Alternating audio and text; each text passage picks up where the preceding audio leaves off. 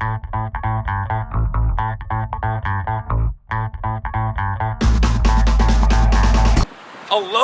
this is John Cole with okraw.com. Today we have another exciting episode for you, and this one has been actually 20 years in the making, believe it or not.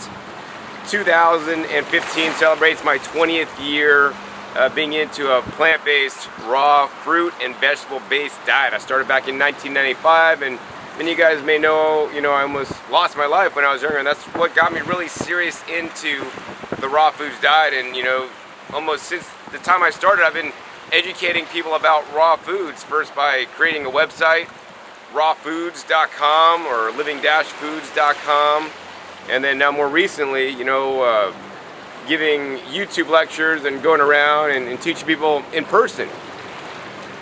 And so what I'm going to share with you guys next, and I want you guys to turn this video on when you guys have some time. I'm not going to lie to you, right? It's not a quick 5-minute video to give you everything you need to know in 5 minutes, right? Because frankly, I don't believe in those kind of videos, right? Everybody in our society today, we want the quick fix. We want the pill to get it up. We want the answer in 2 minutes. Well, let me tell you guys, it's not gonna happen, right? Life is an experiential process, and it's an adventure. And over the last 20 years, I've learned so many different things. And in this upcoming, literally 2-hour episode, I'm gonna share with you guys like over 20 different things that you need to know to be successful on a raw foods diet. These are things that I've learned, and some of these things I wish I learned a long time ago, to basically, I could be in even a better place than where I am today. And trust me, I'm still learning today, and I want to always encourage you guys, never stop learning and stop growing and stop being and becoming better wherever you're at. Now, before I get in this video, I want to share with you guys one more tip that actually didn't make it into the video. And the tip is simply this: it's eliminate as many toxins as you can in your life. Whether that means, environmental or chemical toxins like Barbazole shaving cream, Crest toothpaste. Those have some nasty ingredients that are not good for us. Anything that you put in or on your body or near your body gets absorbed into your body and may have negative health effects. And this is what I try to steer away from. I don't use a cell phone. My cell phone actually right here actually is an iPhone 4, and it actually has no cell service. If you turn it on, it's always in airplane mode because it's these cell signals that produce a lot of RF frequency right by your head, and there's studies in Europe that show this causes things like brain cancer. So I know some of you guys need your cell phone because you're tied to it. I would also encourage you guys to disconnect and get out to nature, but that's, I included some of those. But we want to try to get toxins out of our life, and that's one of the things actually I didn't, get to put in that video. So anyways, without further ado, I'm going to get into that video. But the last thing I want to tell you guys, if you don't have 2 hours to watch this, down on the bottom, there's like a little spoke wheel, gear looking thing, right, on YouTube right now. I think it's down on this side or maybe on that side. You could click that, and actually you could speed up the play that this plays. So you could speed it, you could have me and hear me talk at 1.5 times speed, or even 2 times speed, and then I'll talk like this. And if you can understand me when I talk like this, you'll be able to understand it at 2 times speed. And then it's going to take actually half the time to listen to the video, because I do want you guys to get all this information that you could be more successful than I have been, me living a plant-based raw foods lifestyle successfully for the last 20 years, because there's not a lot of people doing it successfully or just for this long. Especially a lot of the people that you may be watching and look up to on YouTube, they have not been doing raw foods this long. And when you've been doing this long, you get a little bit more wisdom, a little bit more wise, a little bit more clear, a little more clarity about some of the right ways and some of the maybe not so good ways to do things. And I try to teach you guys always the best of what I know, and what I'm teaching you guys is simply my opinions on what's worked for me, and hopefully when you guys try it, it'll work for you as well. So without further ado, let's get into the video. So I wanted to give a talk today at the Woodstock Fruit Festival, Hawaii, to basically share what I've learned over the last 20 years on a plant-based raw diet. I started back in 1995, so this is my 20th year that I've been doing this. And I've seen a lot of people come and go out of raw foods. Some of my teachers that I learned from are still doing raw foods today. And I don't like to say that I follow any one particular style, whether I follow natural hygiene or 80-10-10 or a high fat. I mean, I kind of like pick and choose from all the different kinds of raw food diets that are out there to like, and I find what best suits me, and that's what I encourage everybody out there to do. Find, you know, what best works for you, because we're all a little bit different. You know, some people thrive on more, you know, calories and carbs and less fat, and some people like maybe a little bit less calories, which has been proven for longevity, and maybe more high nutrient foods. And you know, I'm kind of more on you know, the camp of just eating for nutrients. Now I have a handout going around today, and this is basically a top 20, it should say 20 things I knew 20 years ago when I started a raw foods diet, plus 11 bonus tips. So I just put this up, or I made this up. I've been thinking about this since it was my 20th year this year, and I was gonna make a video on this topic. And I'm like, well, what better way to motivate me to get my ass in gear to give a live talk in front of people? So I came up with this and thought hard about it. I've been walking around the last couple of days on the beach and all this stuff, and like something would come to me and I'd write it down. And so it's pretty complete. So I got almost everything in here. And there's a few things, if you got a copy from the bottom of the stack, there's like 3 copies of my latest revision, 2.0. Everybody else got version 1.0. So there'll be some things that aren't on yours, so you may want to take a few notes. But I tried to include most of all this in the list. Some of it may not make sense because it's kind of notes for me primarily, but it also gives you an idea. Also, this video will be online on my YouTube channel, okraw.com. I want to ask everybody right now, how many people here know who I am and know the work that I do and have maybe seen some of my videos? All right, cool. So the majority of you guys know who I am and know what I do. I'll give a brief synopsis for those of you guys that actually don't know who I am. My name is John Kohler, and I got into raw foods about 20 years ago because I had what's called spinal meningitis and almost lost my life. And I was put in the hospital right after I got out of college, and the doctors told me that I wouldn't make it out of there alive.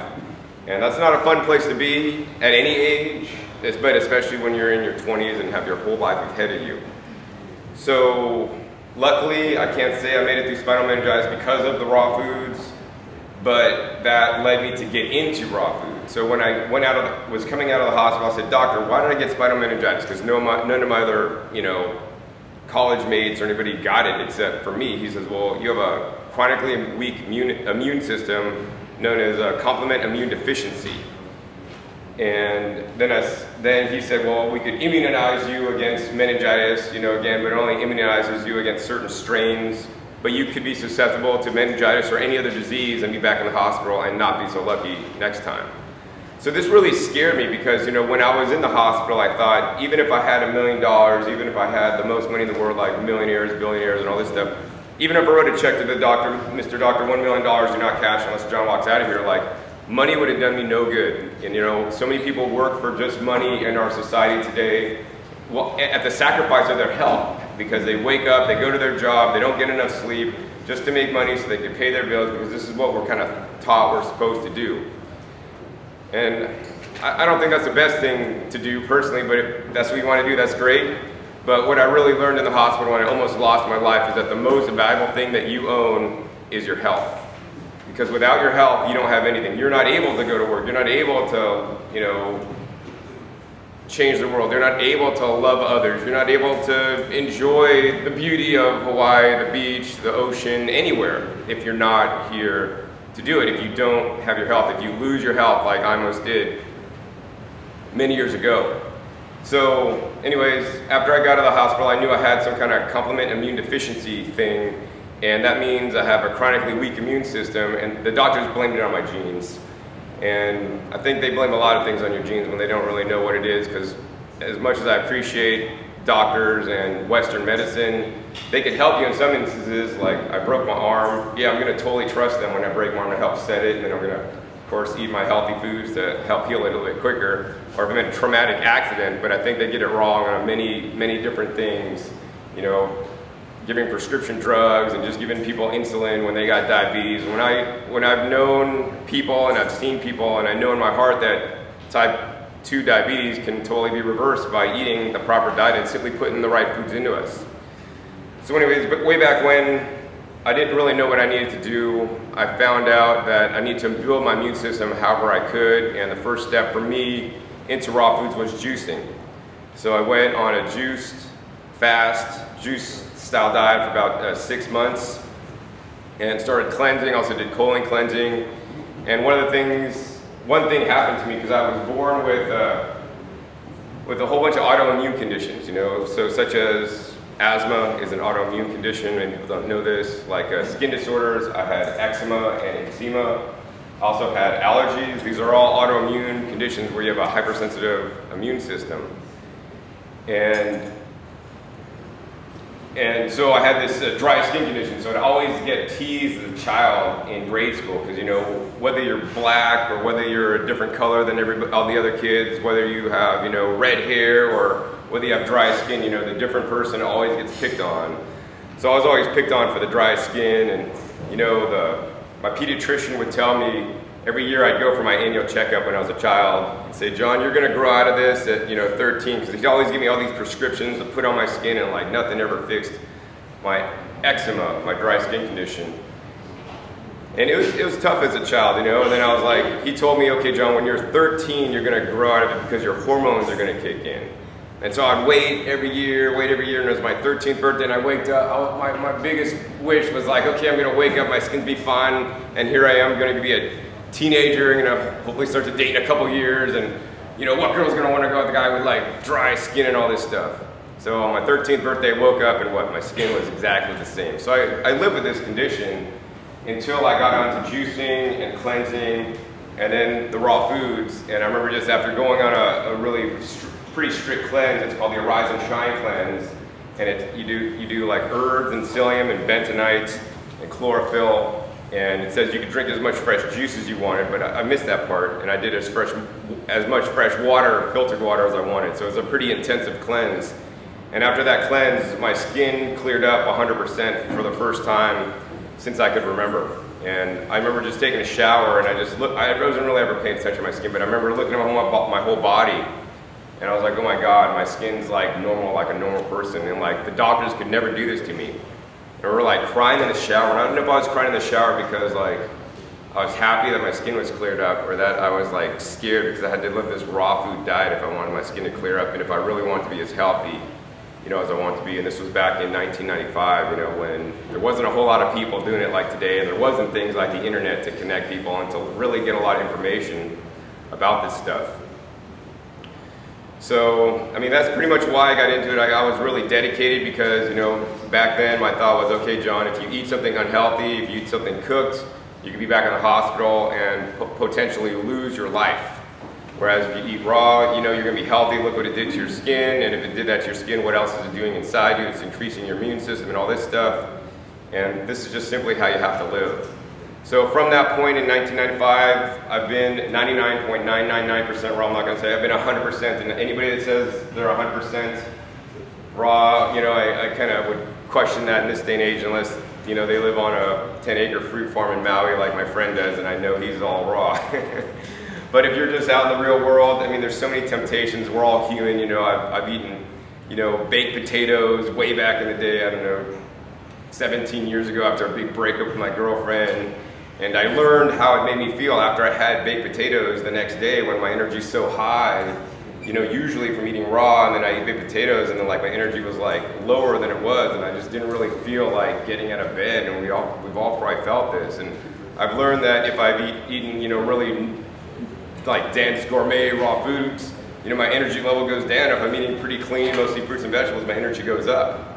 And so, I mean, over these years, I've just learned different little tidbits and things all along my journey of the last 20 years. I want to find out how long people have been doing raw foods in this room. If you're new into raw foods, have been doing it under 6 months, raise your hand.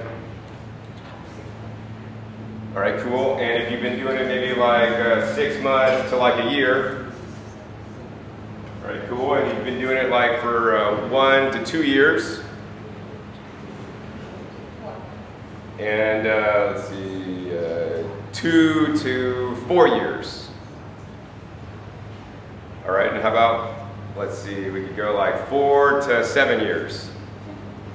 And over 7 years, anybody? Cool. All right. So yeah, I mean, all during your guys' journey, whether it's been a 6 months so far, whether it's been a year, I'm sure you did things at the beginning that you're like, oh, that doesn't work so well, and now I'm doing something a little bit differently. You're learning and you're adapting and changing. That's one of the amazing things about humans and what we could do. Hopefully we're learning. Not everybody always learns from their mistakes, but that's something that I really want to encourage. You know, like, I encourage you guys to mess up, because it's when you mess up and when you fail is when you actually learn, and in my opinion you succeed. Because if you've never journeyed out of the box, if you've never wanted to say I want to try this crazy raw food diet, you would never have found this. And if you don't attempt to try new things, then you won't, you know, ever get to the next point. So one of the principles I like to live my life by is a principle called kanai.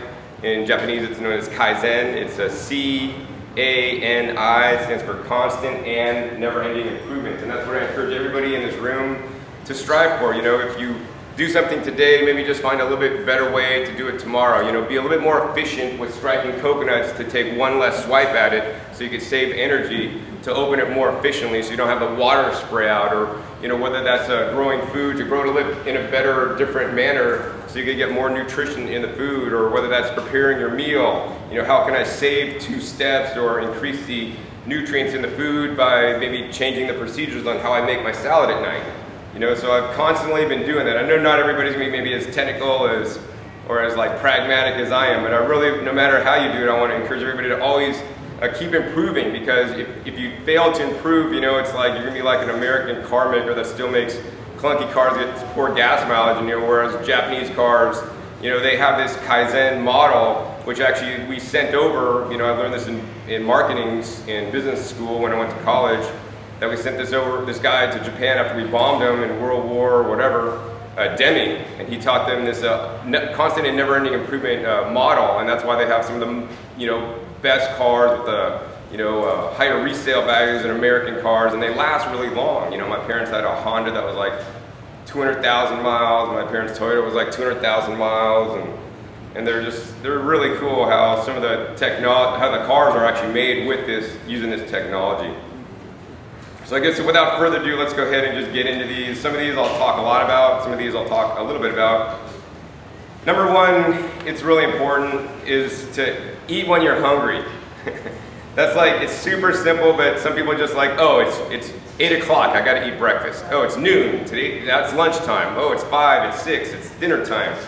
Well, I like to eat when you're hungry, you know, I like to eat when I'm hungry. So like here at Woodstock, I've been waking up every day, and when I wake up, I'm not instantly hungry because I've been sleeping for like, well, I've been getting about 7 hours sleep here, so that's pretty good. I've been sleeping for 7 hours, and I'm not like, oh, I'm really hungry. Like, and hunger is not felt in our stomach like some people may believe. It's actually felt in our mouth.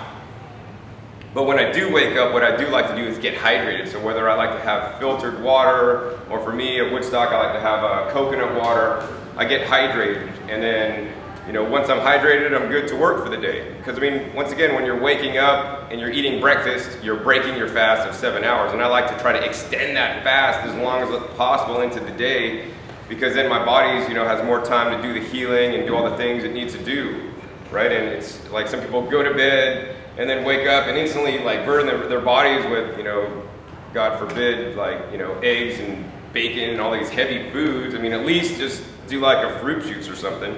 But I like to just drink coconut water, some filtered water, and then I'll go to work. So many of you guys may see me like every morning over in the building. I'm just working online for a couple hours, and pretty much I get involved with my work and doing what I'm doing, and I'm like, I'm not even hungry. And then I'll work, and then I'm at like maybe in, I don't know, 3-4 hours, like, oh yeah, I think I'm hungry now.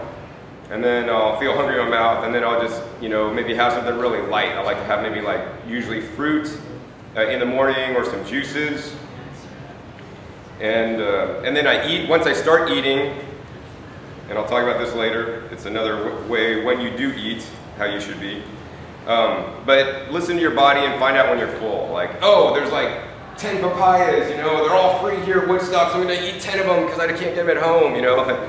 It's good to just eat until you're satiated, until you're full, and pay attention to your body for that signal, you know, instead of just eat, you know, a blanket amount of calories, 3,000 calories a day, because somebody on YouTube says you're supposed to do that, right? I mean, we're all different, and one of my beliefs, and one of the things that's really true in nature with animals is, right, the more exercise, the more physical labor you do, the more you're gonna wanna eat, right? The less you do if you're more sedentary, sit behind a computer. Like somebody sitting behind the computer should not eat 3,000 calories a day, right? Not a good idea in my opinion. But you're gonna eat less, and if you listen to your body truly, you know, you're gonna eat the right amount. And I know, especially if you're beginning and new into this, like I think many of you guys are in here, it's gonna take some time to learn, but the main thing is you have to just be open to listening to your body and be focused on your body and listening to what it needs. And that is something that you have to learn. It took me many years to learn to tune into, you know, how much I need and what I need to eat. And also, you know when to stop eating. So we have stretch receptors in our stomach that when we eat enough, they kind of stretch out, and then it signals our brain to stop eating. You know, we also maybe not feel hungry in our mouth anymore when we're eating. We also may get something called taste change when we're eating, like we're eating dinner and like the first bite, oh my God, it's so good because you're so hungry. And then you're eating like maybe like, I don't know, 30 bites or 40 bites, and the 40th bite's like, this doesn't like taste that good. I don't know if I want anymore. Like, but the first bite was like so good and you don't understand. Well, maybe that's your body telling you, hey, maybe it's time to like stop. And even if you have like 5 bites left, you know, I still work on this sometimes and I'm pretty good usually. Even if you got 5 bites, it's like I just finished my plate because my mama told me I gotta finish my plate. If you get that signal and you got 5 bites left, man, I usually just put it in a jar and put it in the fridge, and you know, I'll eat it sometime the next day, you know, add it to my salad or whatever, right? So stop when you're full. And if you eat whole plant-based foods in this way, you will never overeat, right? If you stop when your body tells you to stop and you eat whole foods. Now, if you're eating processed foods like oil and sugar that are not normal, you know, our bodies are not built to handle this and give us the proper stopping mechanisms, then that's gonna basically throw a wrench in the whole system and mess you up. On to number 2, spend time out in the sun and connect with nature. I mean, the sun is wonderful, I love the sun, vitamin D is great. You know, especially some people are more sensitive than others. And once again, listen to your body. Like if you're out in the sun too long, you're like, man, I really should go inside. If you feel you need sunscreen, you might want to do that. I don't particularly like to use sunscreen. And if you are going to get a sunscreen, use a natural one, which actually we'll get into down the list a little bit. Sun's important to make the vitamin D. Also, it just like nourishes us, and it's critically important. Also, connect with nature and get out to nature. Like, every day I've been here at Woodstock, I've gone out on at least a minimum 1 hour hike, sometimes like 2 to 3 hours, and I just really like to go through, especially some of the rainforests here, and just be out in nature with, you know, flowing streams and waterfalls, and hiking up the mountains and seeing just the amazing, incredible view, and have the like real fresh air blowing my face, and able to breathe and take up good air. And yeah, I mean, nature's so good. I mean, just right next to the ocean, there's these things called negative ions that are coming off the water that make you feel good, right? And so many people live inside too much, sitting at a computer all day, and they just don't have enough nature in their life. And, you know, having a few houseplants inside is not getting enough nature in your life, in my opinion. This is a big one right here, and this is one that actually is not really talked about a lot in raw foods. Focus on nutrients instead of calories, fat, or protein. Nutrients such as phytochemicals are antioxidants, which are anti-aging. Many phytonutrients are protective against diseases. Eat foods for their trace mineral content. Get nutrients from food sources whenever you can, and supplement only if needed. So there's a lot to digest in there. So the first point on that is I want you guys to focus really on eating for nutrients, right? If you want longevity on your diet, if you want optimal health in this diet, you're not going to eat for calories. Calories is, we do need calories to survive, and in the olden days, you know, in people's, you know, throughout the ages, maybe we ate a starch-based diet or whatever, but that was like when food was at scarcity and we eat high-calorie foods just to stay alive. This is a different age when we have supermarkets, you can grow your own food in your backyard, and we're not really starving for calories. If you look around us, you know, people have calories in excess, and it causes many issues. So I want to encourage people to eat for nutrients, because it's these nutrients that are going to allow you to stay young longer and fight disease for you. And, you know, things that are like white foods, whether that's white sugar, white flour, white bananas, you know, they have lower nutritional density than colorful rich, vibrant colored foods such as strawberries or blueberries or some nice, brilliant red papayas or some mangoes that are nice, have orange hues, or some leafy greens that are nice, dark and green. And let's see, Dr. Joel Furman made up this chart called the ANDI scoring system. How many people have heard of this? ANDI stands for Aggregate Nutrient Density Index. And if you go in any Whole Foods, they use the ANDI scoring system. I don't know if they're still doing this, but they used to, and they'd have scores on different produce items, different bulk bins, and different things in the store. So it rates foods on a scale from 0 to 1,000. And at the 1,000, those are the most nutrient-dense foods on the planet, which are the least calories as compared to nutrients. And this is something that I believe in. So you want to eat the most nutrient-dense foods with the least amount of calories.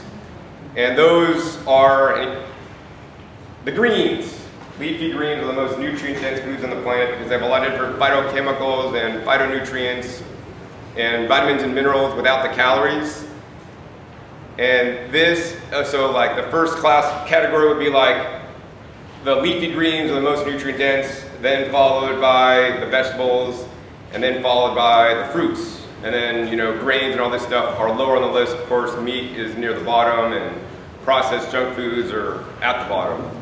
So, I mean, this already tells me that, you know, raw foods is a superior diet because this doctor already recommends eating fruits and vegetables as a primary source and dominant in the diet. I just happen to make it most of my diet, or most all my diet. And so every different nutrient, there's discovered and undiscovered nutrients that are so good. I mean, there's isothiocyanates in things like broccoli and cruciferous foods that are protective against cancer. You know, these protective compounds are also in the onion and garlic family. And then there's cannabinoids in the cannabis plant that are good for other things. And every different food has different phytochemicals and phytonutrients. And we're going to talk a little bit more about that. But we want to really go for eating foods that are colorful and eating fruits and vegetables and especially the leafy greens. And yeah, oh, the other thing that's also important too, besides the phytochemicals and phytonutrients, are the trace minerals. This is something that's also not really talked about in the raw foods diet. We think, oh yeah, if we just eat fruits and vegetables, you know, we're going to get enough minerals and trace minerals. And oh, I drink coconut water, has a lot of electrolytes and a lot of minerals in there.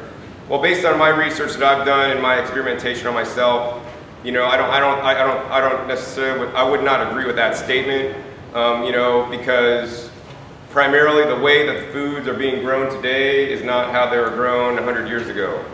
Most farmers, especially conventional farmers, are just putting NPK, which is 3 minerals, fertilizers back into the soil to grow the plants, and they've done a lot of research on plants that plants will grow with 3 minerals.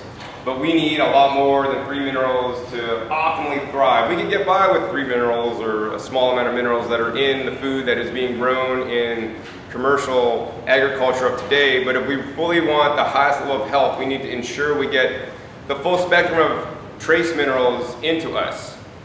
So that's why I grow my own food with trace minerals, and I also consume other foods such as seaweeds and sea vegetables that are grown in the ocean, that the ocean has all the trace minerals because it's all washed down from the earth and it's all being washed away into the ocean.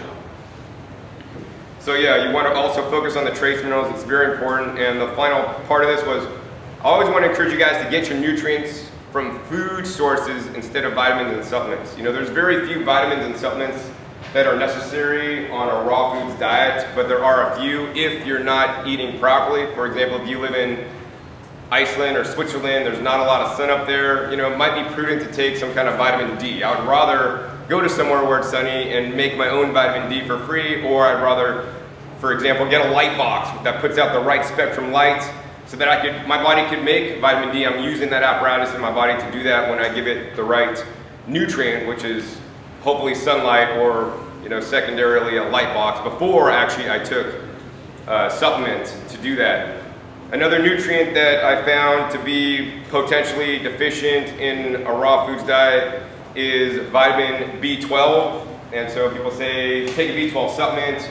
Well, that's a big complicated issue, and I'm not really going to get too much into that today. But in nature, we would get B12 from the bacteria that's either living in the plants or on the plants as we're eating them, but with conventional farming and even organic farming, they're wiping out a lot of the bacteria and the specialized bacteria that makes the B12. That being said, I did find a vegan source of B12 based out of a food. It's actually called Sugar Vita, and they claim that they have B12 in their, it's a sugar made out of the squeezed palm fruit, the Pymira palm, and I have a video on that. So I've been taking that for my B12. In addition, another vegan source may be chlorella, if you want to try to get it from a food source. But if that's not working for you, then I recommend taking a supplement. But you see the kind of chain that I'm trying to go through. I'm trying to get it through whole foods first. If that's not possible, then I'll jump down to like some vegan foods, because I'd much rather eat some whole, vegan foods than eat a supplement that's man-made in a factory, right? So I think everybody should try to do this instead of just go to the supplement, and subvert nature, because in nature there's some way we would get our B12s, and what I'm working with now is I'm working on getting the specific bacteria that make the most amount of B12, because there are different ones, different bacteria, and some make more than others. And I'm going to make a little powder that you don't take, but that you will spread in your garden, and they'll thrive, and they'll make B12 all over your garden.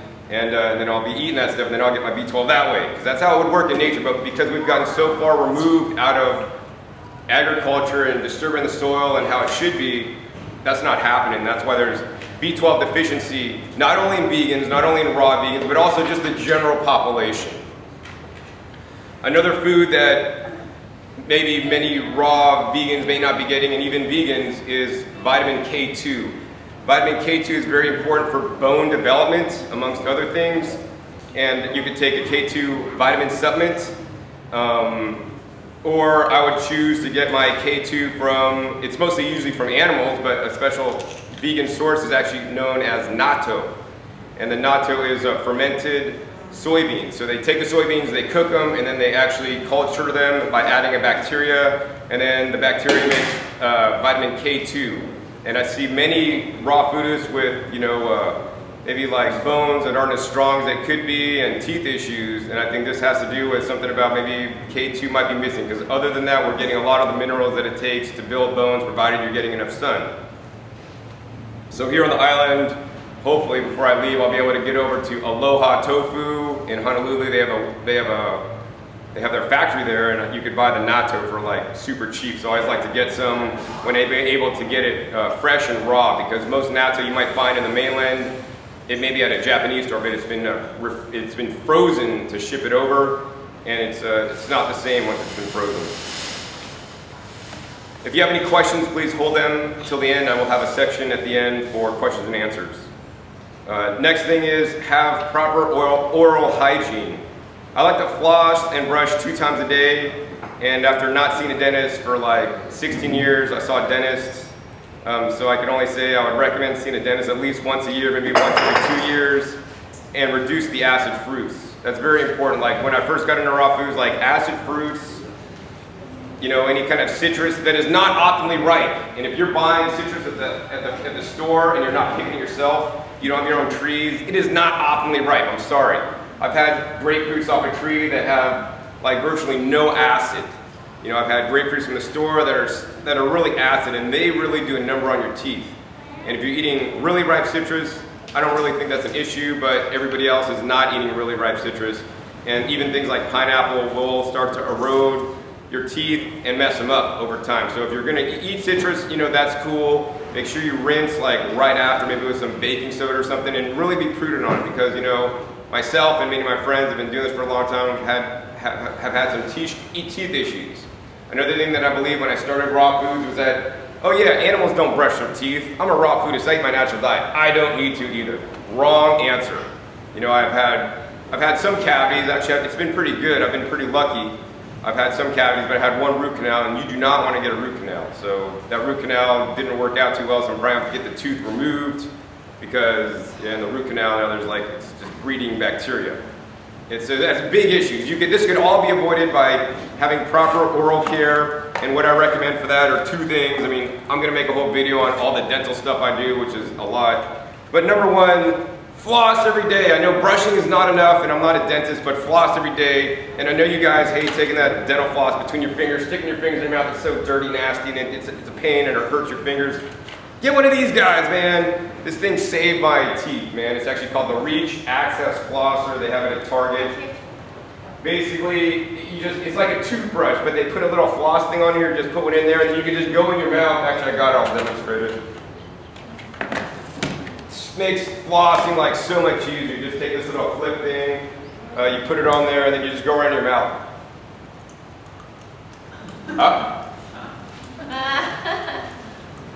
Up and down. I mean, boom. I just did like the quarter bottom quadrant of my mouth. Done. I could have done a little bit better because you technically want to go down each side of the tooth and up and then down and up. But as you guys can see, this is super simple. Actually, I got some gunk out. But yeah, after every meal you should do that, even after citrus. After citrus, I don't know that I would necessarily brush, but that's actually called the Reach Access Flosser. If you don't know, it's available in the US. I don't know if they're available around the country, but Kmart, Target stores, Walgreens has them. And I like to get the ones with the unflavored because they now only have the flavored refills, which I don't want to have any flavored stuff in my mouth. The other thing I would recommend is a toothbrush, and once again, I'm no dentist, but I've learned a whole lot of things about toothbrush over the years. And this is actually a toothbrush from Japan. This is for those of you guys that are fanatical like me.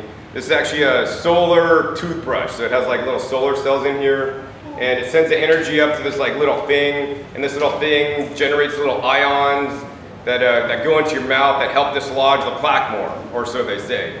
And I believe it, because when I started using this toothbrush, you know, even without using toothpaste, it'll get your teeth clean. And when I first started using it, it would get my teeth like squeak clean. I'm like, wow, my teeth are cleaner. You could feel the ridges in between your teeth by just using this. And always, you know, get an extra fine, you know, bristles if you can, or at least minimally the fine, or soft bristles. Very important. I mean, that's all I'm going to say pretty much on tooth care. On that, I'll have a video where I get into more details on some of the other things I do, but minimally, if you don't remember anything else, just please brush and floss twice a day. You're going to thank me in like 20 years when you don't have any cavities, or lose some of your teeth, like even some raw food is here. Especially for you new guys, since I know there's a lot of new people in here, and one of the things I did when I first started getting into raw foods diet, you're not familiar with the amount of food that you will need to eat. So I recommend keeping a food diary. Now this may sound kind of corny or whatever, but basically you just keep track of what you eat, right? And besides keeping track of what you eat, you could also like denote how you felt after you ate certain foods. You know, we all may have food allergies to different foods, or it may be some pesticides or contamination on a food that you may be allergic to.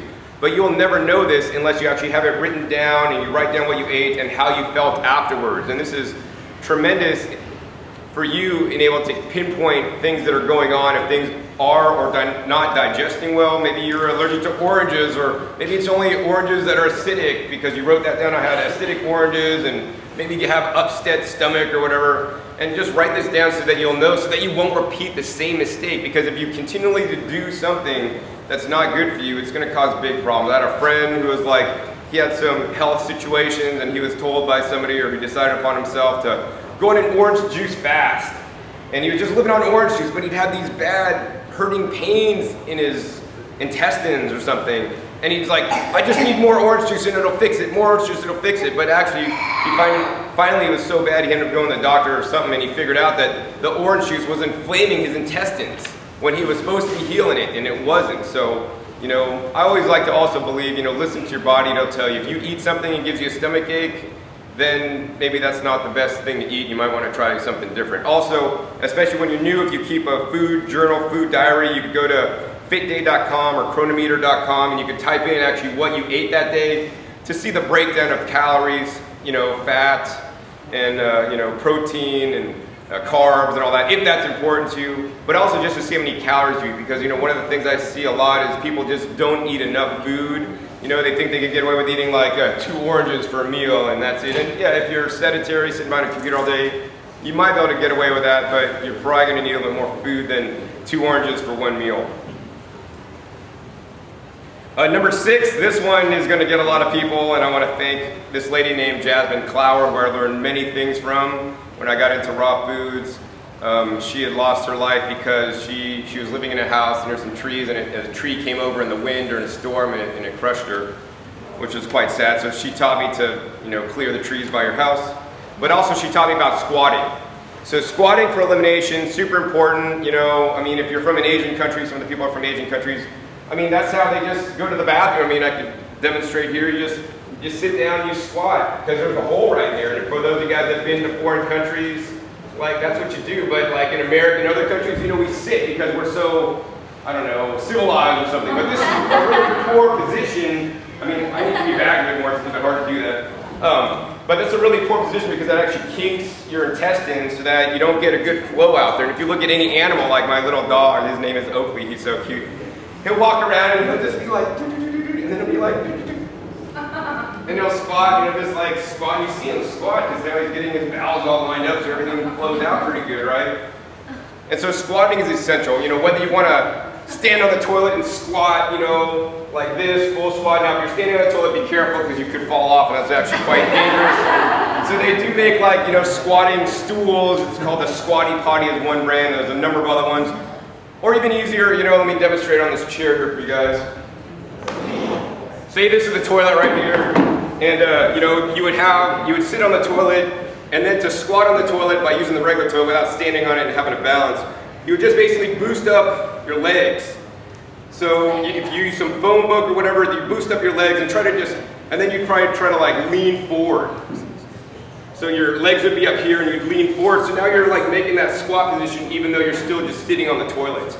And it'd be better if I had one of those things that boost my legs up because it's kind of hard to lift them up. But yeah, so that way your bowels are in the right position so that you could get a full elimination and also feel better too because you're getting all those toxins out of you and getting the flow out. So yeah, I highly recommend and encourage squatting for elimination. Super important, and that's another thing that's not often talked about. I do have a video on squatting that I did in a bathroom if you want to learn more about it on okraw.com. Number 7, this is also really important. Increase your leafy green vegetable intake as well as vegetable intake. My goal every day is to eat 2 pounds of leafy greens a day and supersize your leafy green and vegetable intake by juicing. I haven't seen too many successful long-term fruitarians who only eat fruit. So once again, the greens are the most nutrient-dense foods on the planet. We want to eat them. They have a lot of amazing phytochemicals and phytonutrients that are very protective for us. Also, as much as I love fruit, as I move on and get more mature in my raw foods diet and eating, I'm finding that vegetables are critically important and essential for health. I know a lot of people may believe that the fruits are the best and everything, and yes, fruits are great, but we cannot neglect the vegetables. They are lower in calories, so to get more of them, I like to eat 2 pounds a day. And 2 pounds of leafy greens is about 200 calories. 1 pound of fruit is 300 calories. To eat 2 pounds of leafy greens, that'd be a huge giant salad, so I don't necessarily do that. I may eat 1 pound of greens at night for my salad, but I like to just take like a pound of greens and put it through the juicer, because a pound of greens through the juicer gives you about 1 cup of juice, a whole bunch of pulp that I compost, you can feed your worms. So I have really the nutrients from the juice in a more digestible, assimilatable format, for me, and I'm getting all the nutrients out of it. Of course, you could also blend greens to, make them and enable you to eat them faster. And also want you guys to encourage to eat vegetables. I know, a lot of people eat fruits, but vegetables are also very important besides the leafy greens. They're really rich in minerals and have some nutrients that the fruits do not. And it's really about finding your balance on how much you need to eat, but once again, try to focus on the leafy greens and the vegetables. In the long run, to be successful in the long term, I think that's the most prudent thing to do.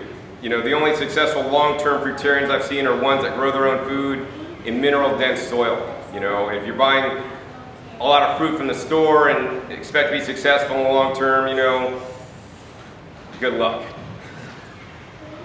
Let's see, number 8, get proper rest and sleep every night. Rid yourself of alarm clocks and watches if you are able.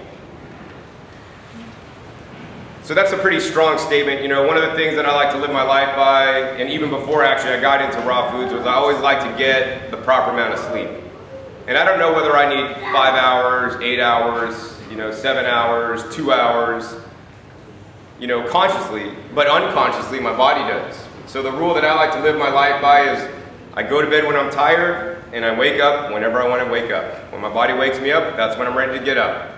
Because this is the only way that you will be guaranteed you're going to get enough sleep. Because if you wake up with an alarm clock, you know, if you said like, you know, I'm going to go to bed at 10 o'clock because that's my bedtime, I don't know, maybe you're not tired, maybe you're overtired, you know. So I just try to listen to my body on when I need to sleep, and I've set up my life so that I can go to bed when I'm tired and wake up when I need to wake up, whenever I want to wake up, unless I have a flight that I really need to get to the next day. Also, I don't want to wear a watch, and I don't like to like constantly be a clock watcher. You know, I'm not at my job like, when is the day going to be over so I can go home? You know, I think that just, you know, just being too concerned with the time like ages you prematurely, because you're just, it's creating excess stress and worry. So if you can set your life up so that you don't need to worry about the time, the clock, like, you know, whatever time it is, I don't really care. You know, I'm just enjoying life and living it by the moment and living in the moment. Actually, that should have been another thing in here. Live in the moment. Don't think about the past, you know, because you can't change the past, and don't dwell too much upon the future. Number 9, super important. Focus on water-rich fruits and vegetables as the basis of your diet that are prepared at home. So, you know, once again, the basis of my diet, as is any successful raw foods diet, should be fruits and vegetables. Fruits and vegetables. Not these gourmet raw food chocolate bars, not these dried packaged granola things, you know, not even prepared raw foods out of a restaurant, because a lot of those places are doing like pretty high fat and adding a lot of additives to their recipes that aren't necessarily good. Also prepare them at home so you know how you're preparing them and what you're putting in them, so that they have your specific touch and ingredients that you like to add that, you know, you feel your body may need. Number 10, this is very important, especially when I was first new into it, like many of you guys are today. You want to live by example and not preach or share your diet unless you have sincere interest from others. You know, because what we're doing in here, we're like extremely different from the mainstream. And I mean, I know I was excited about it too when I first learned about raw foods, and I want to tell everybody, even my parents, the people that I love the most, I wanted them to know because they could save their life, they could be healthier. But just don't share it. You're going to do yourself favors, because you're just going to run up to roadblocks, people that, because this is so different and new to them, they're not going to believe you, and you're going to have to argue with them, and then they're going to hate you. And then like my girlfriend's going through right now, she's like, we were talking on the phone the other night, she's like, John, I'm just so different than like my family now. And I'm like, it's all right, honey, you know, just keep doing what you're doing and try not to share, and just talk about other things, you know, focus on other things besides the diet, unless they have a sincere interest, whether that's your friends or your family, and just live by example.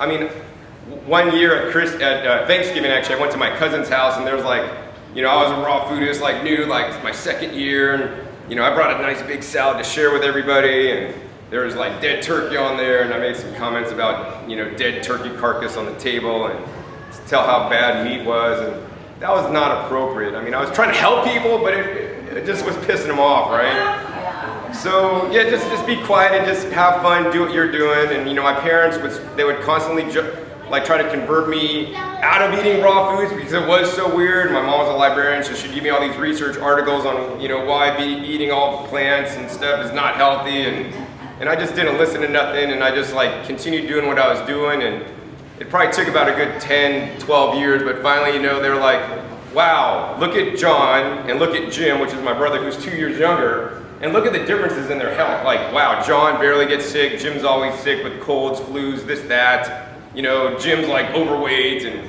extra heavy and needed glasses and can't see now, and look, John doesn't need glasses, he's a good weight. And then finally they came around, and finally I got him eating, you know, more plants and more raw foods, and I got my dad to do a 30-day water fast, and then he went pretty much all vegan after that. And more recently my mom had some health issues, so I got her to do a juice fast, and now they're more committed than ever. They're still not all the way where I am. They probably won't be, but I'm glad that they're eating more fruits and vegetables. But this took many, many, many years to happen, and it will happen to your friends and loved ones if you're just the role model and they see, you know, what you're doing. And they're going to ask you when they're ready. So you should not share that because it'll just create animosity and headaches for you. Yeah, so I mean, literally try to keep your diet a secret from people if they will not be supportive and support you. That's pretty huge. Number 11, find a community for support. This is very important. Like, you know, when I first went raw, I found a local raw foods, living food support group in San Francisco that I would go like every month for meetings. This was back in like 1995 when it wasn't even that popular. Nowadays with like meetup groups and all this stuff, there's, you know, a lot more groups for raw foods and people into a fruit and vegetable based diet. Coming to things like Woodstock, it's great. You know, you could find a community online or in person. I mean, community is very important for support because, you know, if you can meet somebody face to face that's doing what you're doing, especially somebody that's been doing it longer, because there'll always be somebody at the group most of the time that's been doing it for 20 years that has more experience than you that could share their tips like I'm sharing with you guys, you know, mine. And if you want more of my tips, once again, on the top of the handout, I have my websites listed, okraw.com, which is my website where I have over 450 videos where I'm sharing other tips and actually getting more into some of these specific tips. Let's see, number 12, this is super important, you know, have a really compelling reason why you're doing this diet.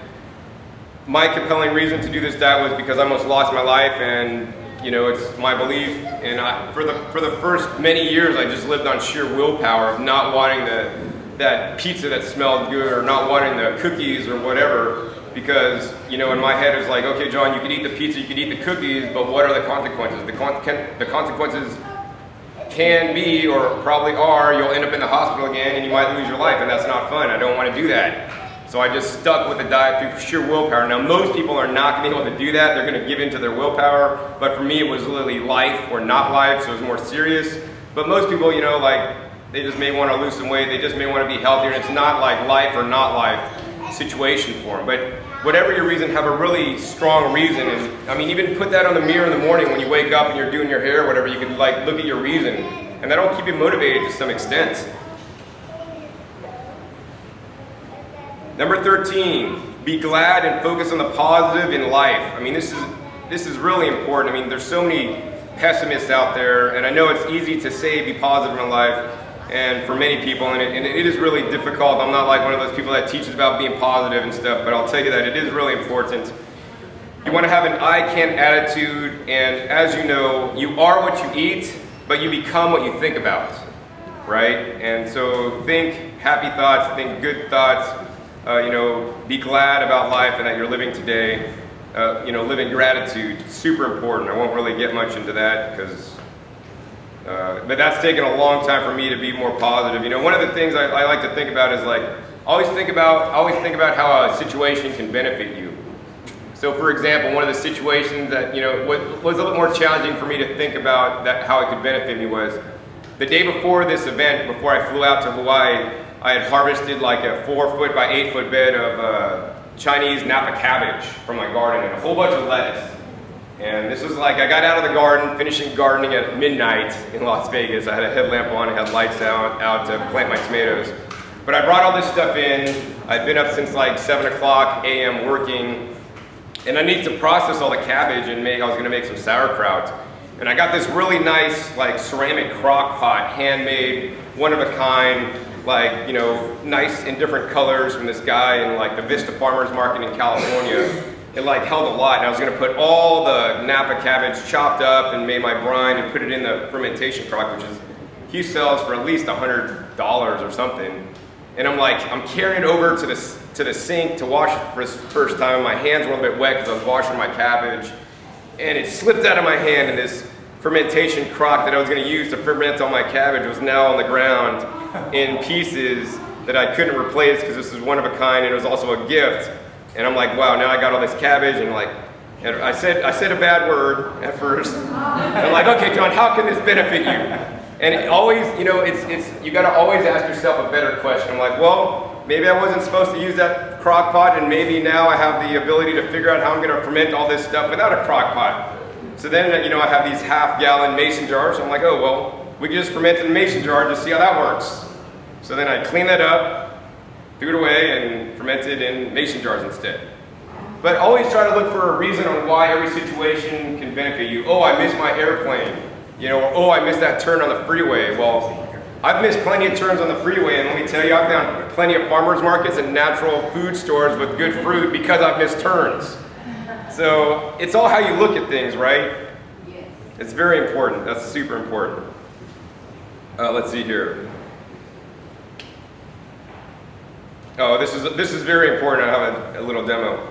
Eat the highest quality, most vibrant, fresh picked food that will spoil, organic, mineral rich, and fresh. And I'm going to do a bricks test. So this is also something not often talked about in raw foods, is that we want to eat the highest quality food. Now, we already know we're eating fruits and vegetables, which, as I said before, are the most nutrient-dense foods on the planet, which is good. But how can you make the most nutrient-dense foods on the planet better, right? Well, by eating better quality of what you're eating. And based on my research of traditional standard agriculture and even organic agriculture, you know, they're not doing it the best way possible to grow the most nutrient-dense or most mineral-rich or most antioxidant, phytochemical-rich foods. You know, they're literally growing for the pound. Everything is sold, for the most part, by the each or by the pound in the grocery store.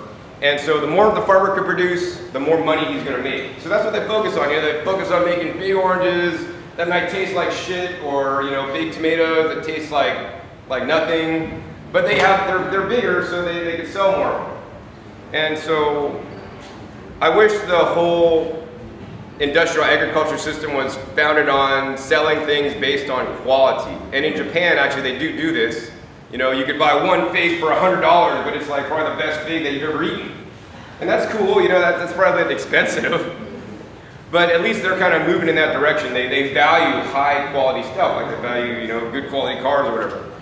But unfortunately in America, this is not the case, and farmers are growing foods just to make a buck, and they're just trying to make a living like everybody else. So even when you go to the farmer's market, you can have the option of selecting from different farms. So for example, when I got here the first day on Sunday, I went to a farmer's market, and there's two sellers selling the long on, which actually we had the first day, they're the little fruits. And so I went to both of them and sampled both of them. And you could tell your taste buds are your best indicator of the nutrients. You know, the better it tastes to you. In general, the more nutrition it has. You know, so I got the long-ons from the guy that had the better tasting ones, and they're really good. Now, if you don't trust your taste buds and are new into this, or you like scientific confirmation like I do, then you can get something like this. This is actually called a Brix meter. It's a portable refractometer, 0 to 32. And what this allows you to do, and I'll do this and we'll pass it around for everybody. This allows you to check any fruit or vegetable. You'll need their juice. So on vegetables, it may be a little bit difficult to get their juice. You may need like a garlic press if you're somewhere. But on fruits, it's really easy. We're just going to go ahead and, you know, cut this. This is a honey tangerine. We're going to cut that in half. And we're just going to squeeze out, you know, some of the juice on the refractometer. And we're going to put the top down, make sure it's nice and wet, and then we're going to look in this end. And then what you're going to look at, and I'll send this around for you guys so you guys can see it, you're going to see like a white area, and then it's going to go up to a blue area. So then this is reading at about a 14, so we'll send that around to everybody. And then, how do you know what a 14 is? Well, you go to this handy-dandy refractometer chart where actually they have values. So this has a lot of the common fruits and vegetables rated, and they rate them. So for example, apples, if they're poor apples, they'd be a 6. If they're average apples, they'd be a 10. Good apples are 14, and excellent apples are 18. So in this way, if you took this meter, for example, to Whole Foods, which by their company policy, if you ask for request a sample of a fruit or a vegetable or a bulk food, or even something in their deli counter, which I do for my dog, they have to give it to you. So you could go in there and say, hey, I want a sample of that apple because I'm thinking about buying it. You could sample it, eat some, and then actually put some on your Brix meter, and then you could see where the apple's at. Now, I don't know that I'd go to like Whole Foods and say I want to sample one of every apple. But you could do that probably. They might say something. Then you could find the best, highest Brix apple, and of course you'll be able to taste it and taste the sweetest one. But at least this will give you a sense of, you know, where the fruit quality is that you're eating on a scale, poor, average, good, or excellent. And unfortunately, most of the foods that I've checked are usually in the average and maybe good, and there's some that are in excellent, but that's pretty rare to find, unfortunately. So let's see here. Those were the tangerines. Unfortunately, tangerines are not on this list, but oranges are. So oranges, a poor orange is 6, an average orange is 10, a good orange is 16, an excellent orange is 20. So this was 14, which is a little bit below good. After that goes around, everybody sees that, I'm going to go ahead and check the other tangerines that we have and see what that is at. But yeah, by simply, checking the produce, you can assure that you're going to get, higher quality stuff. And now besides just the number, which mostly shows the sugar content, the other thing that you guys starting now could look for is right at the demarcation line where it goes from white to the blue color, it'll be like black and white, like it'll go from all, white to all like the blue color, like just clear differentiation. Or it'll be like white and then it'll get kind of cloudy and fuzzy and then go to the other color. So what we really want to look for is when you're buying fruit or vegetables, you really want to look for that cloudiness in there instead of just black and white, right? The cloudiness means that there's more dissolved solids, and that'd be things like the minerals and stuff in there. So that's a more nutritious fruit, than one that doesn't have the cloudy part. And so the example on the back of this brochure here is they tested store-bought grocery beans or green beans. And they tested the bricks. The bricks from store-bought was 4.2, and the taste was garbage. And this is home-picked beans that weren't even at their peak optimal ripeness. There were some problems with their harvesting and gardening. But the bricks was 6.1, and the taste was decent. So, literally, by growing your own food, you can have higher quality food, and that's just the bricks. But then also, if we check the nutritional quality to compare the two, something like the calcium was twice as much in the garden beans. The potassium was over twice as much. The protein was almost twice as much. So even in the same amount of garden beans, you could get twice the amount of protein. Once again, more nutrients, less calories by having higher quality food. And this way we could eat less to promote more longevity, also get more of the different minerals and phytochemicals in there that we really need without all the excess calories. So super important, try to eat the highest quality, source the best stuff you could get, and grow your own, which I'll actually talk about in a second. Well, that's the next one. Number 15, grow your own and grow beyond organic with trace minerals and microbes. See growingyourgreens.com. So that's an ad for my other YouTube channel that I have over 1,050 videos. I have over 210,000 subscribers right now. I've been viewed over 30 million times. I basically teach the culmination of what I've learned in raw foods, which is, to be the healthiest you want to be, you need to be growing your own food because, if you're leaving it up to the stores, to farmers, they're not doing it. You could hope and wish they're going to do it, and some farmers are slowly incorporating some of the practices that I would do, but I've never had a store-bought food that tasted better than some of the stuff I've grown in my garden, to have the highest level of nutrients. And if we lived in the Garden of Eden, or if we lived 1,000 years ago, there'd be more wild foods growing, we'd eat more wild foods, and, it'd be more nutritious just because we haven't messed with the soil, we haven't, bulldozed, we haven't, tilled, we haven't, done all these crazy things to the earth, and if you think about it, when they're farming, right when they clear a rainforest, which I actually do not agree with the practice of clearing rainforests to grow food, and unfortunately most of the food is not fruit and vegetables for us, it's oil or grain products for cattle feed and for animals.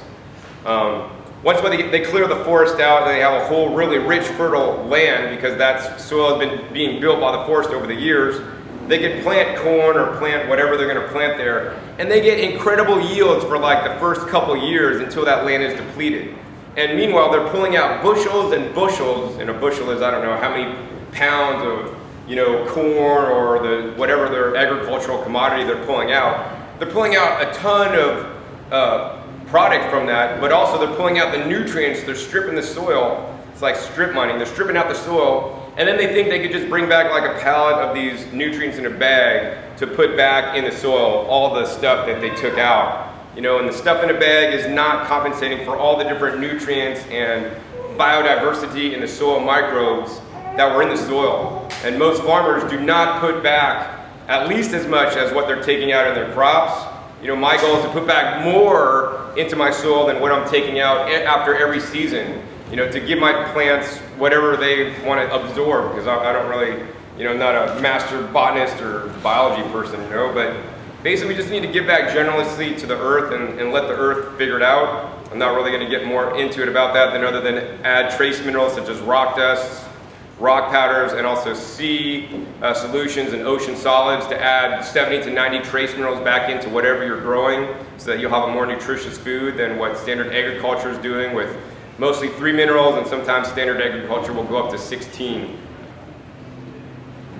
Number 16, get proper exercise and movement in your life, whatever that may be, right? I think I saw Tim Sheep over here somewhere. I don't know, maybe he took off, but he loves getting all kinds of crazy exercise and movement, and that's great. You know, you could like running, you could like hiking, you could like, I don't know, rock climbing, rollerblading, ice skating, hockey, I mean, gardening, yoga, I mean, whatever it is, you know, like I'm not a big fan of gyms because I'd rather be able to like check off 2 of my things at one time. Like I could be out in the sun and garden and get exercise and get movement.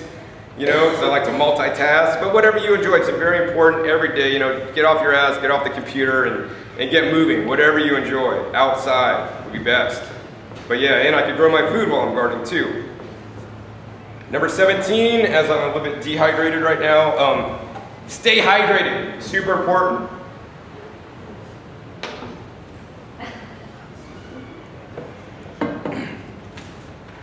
Dehydration can cause many health challenges just in itself, and it's very important to stay hydrated. You know, and my goal to get hydrated is not through any kind of filtered bottled water or even spring water. I like to get naturally structured water from the plants.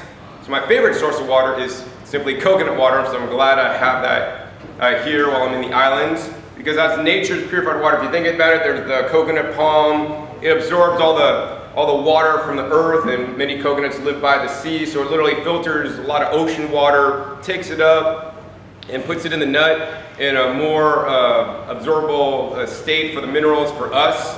And if I can't get something like coconut water, then I like to juice like celery and cucumbers, which are once again nature's structured water in the form of a juice.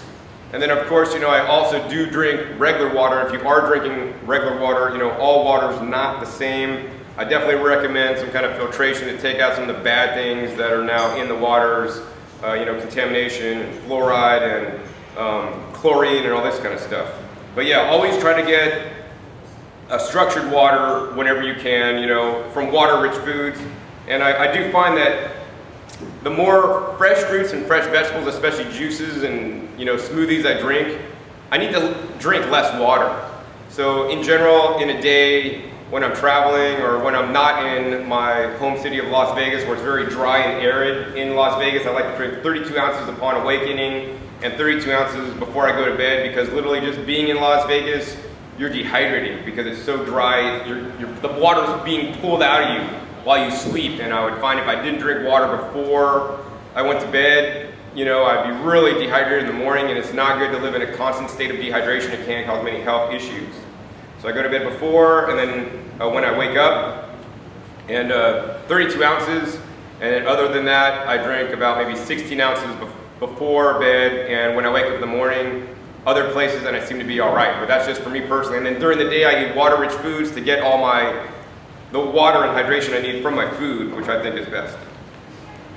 Number 18, super important, love yourself and like yourself, accept yourself as you are today, and listen to your intuition. I mean, I won't go into that too much. Just basically, you have to like yourself, love yourself where you're at now, and value yourself, because otherwise you're not going to want to make the changes that you need to do in life.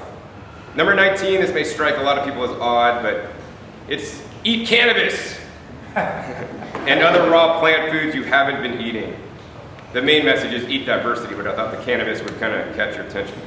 But yeah, I started eating cannabis in its raw form because it's a nutrient that I wasn't getting, and in its raw form it is said that it cannot get you high or have any psychoactive effects, which has been mostly true for me, except I discovered a recipe, unfortunately, that did make me high, which was really, I didn't want. It was not cool.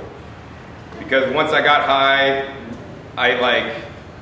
I just really didn't like the feeling, and I want to be back to my normal feeling of being high on life, high on fruits and vegetables without having some kind of stimulant or some weird thinking stuff.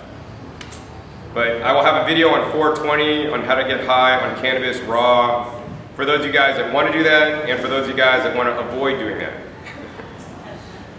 But anyways, eat a diversity of fruits and vegetables. So what I'm going to do now is send around some things I've been eating while I've been on Hawaii. These are just a few of the things I like to eat while I'm here that many of you guys may have never tried. There's a few things on here. The green ones, actually, this is a sea vegetable. I'm sorry, this is a land vegetable known as sea asparagus. It grows on the land. It's also known as salconia or a sea bean. Some Whole Foods will sell them in the mainland. There's like $10, $15 a pound sometimes. The next two we have are actually sea vegetables. So this one is actually known as ogo, and it's a specialty sea vegetable that you can pretty much only get in Hawaii, maybe other tropical countries around the world. And these are fresh, not dried and rehydrated. And these are farmed, so they're not from the ocean, so they're not contaminated. And so this is the crunchy kind ogo, and this is the soft kind, or the chewy kind ogo. And once again, these are grown with some ocean water, and so these have more of the trace minerals that may be deficient in your diet if you're not eating things with high mineral content. So I just like to flood my body with as many trace minerals as I can, and minerals in a plant-based form, not in a Centrum mineral supplement, or animal products, your body, for the most part, can't absorb too much of. If your body doesn't need it, it'll just send it out the other side. So I like to eat also seasonally and locally when I travel, so I get a wide spectrum of nutrients. So grab a little bit of this stuff and pass it around. Hopefully I have enough so everybody can try it. But yeah, I mean, for me, like some of these things, like, I don't know about you guys, but for me, some of the dinners here have been a little bit bland. I mean, I make things that taste a little bit better at home, and I'm like, oh my God, people are thinking like this diet is austere or something. And some of you guys might be enjoying it, but I haven't really been enjoying the dinners. But like, if you just add some of this stuff to the dinner, then it's like, oh my God, I'm totally happy now. And it's just because it's the food that we're eating, or for me anyways, is not lighting me up, not making me happy. And the food that you should eat should light you up and make you happy. And if it's not, then, is there something wrong with you, or is there something wrong with the food? And, in many cases, once again, if we're just eating food out of the grocery store, they're not putting the nutrients back in. I mean, if I was at home and I was picking lettuce out of my garden, it's much more flavorful. Things out of my garden are much more flavorful and taste way better, and they're higher on the bricks, and they have that cloudiness, and they light me up more, and I actually need to eat less because it is more nutritious. So yeah, eat diversity, whether that's cannabis leaves, whether that's like ashitaba or Janera procum, some other things I grow. I've really scoured the internet and, on my travels to find different plants that are not commonly eaten, or available in the supermarket. And really, a lot of growers aren't even growing some of the plants that I'm growing. If you want to eat them, once again, to get the phytonutrients in you, to get different taste sensations in you, you have to grow them yourself. Because once again, my ultimate goal on my raw foods diet is 100% health, not necessarily 100% raw, although I have been 99.999% raw, being able to do that. Now, how many gardeners are in here? How many people grow their food? All right, cool, so there's a couple. So I have some of my ashitaba seeds that I will hand out, just a few random people here. So this is one of my favorite healing foods in the whole world. And it doesn't look like much in here, but you can look up my videos on YouTube for the ashitaba. It's from Hashijo Island in Japan. And actually, when you cut this plant, like if you cut us, we bleed red. If you cut this plant, it bleeds yellow, which is quite odd because a lot of plants, they maybe bleed white, like lettuce. This plant bleeds yellow, which is known as chalcones, and it's has a lot of phytochemicals and phytonutrients and antioxidants, and they've done research with cancer and ashitaba and a lot of different conditions and ashitaba, and it's so good. So, I mean, that's something money can't buy. So I try to diversify and eat a wide variety of foods, and I'm always discovering new foods, and as I discover them, I grow them so that I can eat them and get their benefits from.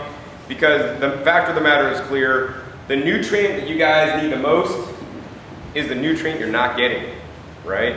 If you're not getting the ashitaba, maybe there's a nutrient that's gonna protect you against cancer, or some of those TV shows that like The Last Man on Earth, and the dude was immune and he's the last guy on Earth. I was watching that series, it's kind of fun. But you know, what if some of these plants and all these combinations of stuff I eat, you know, make me just a little bit healthier than the next guy, you know? Or I was talking to somebody the other day who was like swimming in the ocean, and you know, he was swimming with some guys that are a little bit bigger than him, and you know, they were concerned about the sharks. And basically, I guess the guy said that, you know, if the sharks come to eat me, all I need to do is just swim a little bit faster than you, or you know, be a smaller target.